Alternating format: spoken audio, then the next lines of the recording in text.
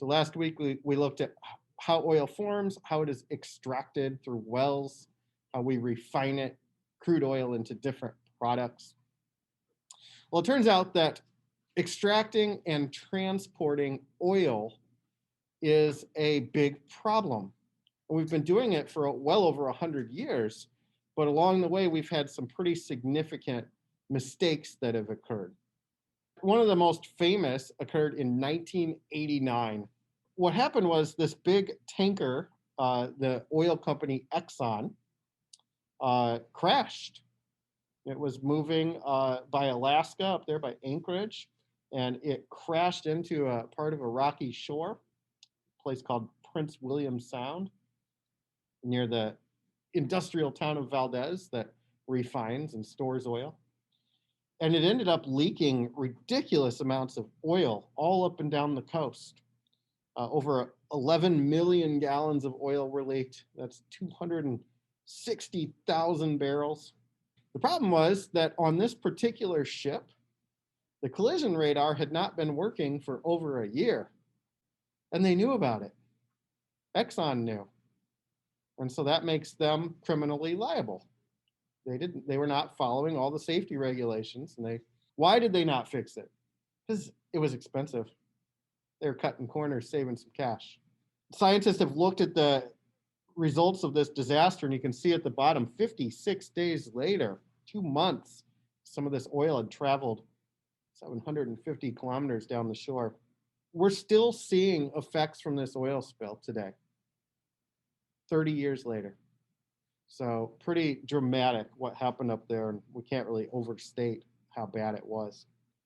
Exxon has went through over 20 years of court cases, being sued by this and that, and they ended up paying $500 million in damages. I want to shift to another oil company called BP, which actually stands for British Petroleum. I believe that station over on the corner is BP. This is a refinery in Texas. You can see the distillation towers there. And they once again had skirted safety regulations, ignored some maintenance. And so this place exploded. It killed people. It released toxins. BP paid the fine.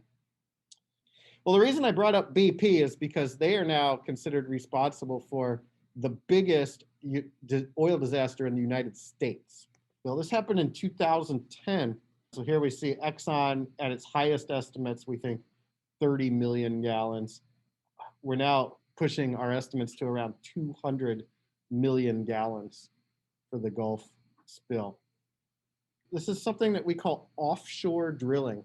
It's difficult then to drill a well down at the bottom of the ocean floor. If you have an accident at an offshore site, you can't just get there in 5 minutes to deal with it. It takes the Coast Guard and the rescue squads time to get to the accident site. It actually killed 11 people. There were scores of others that were injured in the actual blast itself.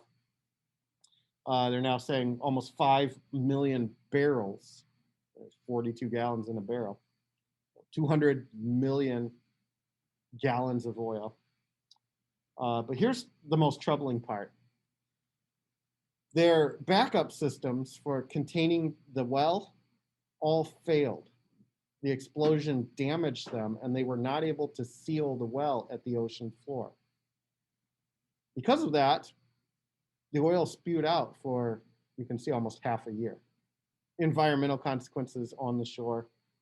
Animals, the oil can coat their feathers and kill them. A lot of these animals in the Gulf area are already endangered. The fishing industry was harmed. Decades of litigation and lawsuits. And yes, it actually exploded. What a lot of kids don't understand is the scale of an oil rig. These things are massive. People live on them for months at a time when they're drilling and working. It's pretty heroic stories that have come out of this. Some lives that were saved by some of the crew members. 2 people have to jump off the oil rig into the burning water below. It turns out that they really did that, And what most people don't realize is their jump was about 10 stories. So here's an actual image of what was going on down at the bottom of the ocean. And that's oil pouring out. That's crude.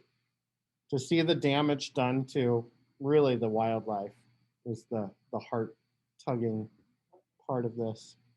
We view that as an American accident that was terrible.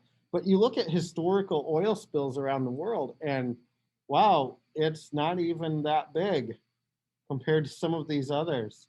One in Venezuela, and of course, this jumps out at everybody. Gulf War oil spill. And so they literally just opened up one of their pipelines and started pouring it into the ocean. This was intentional. And we literally bombed their port where it was leaking, hoping that the explosion would seal off the pipe and stop the spill. And it worked.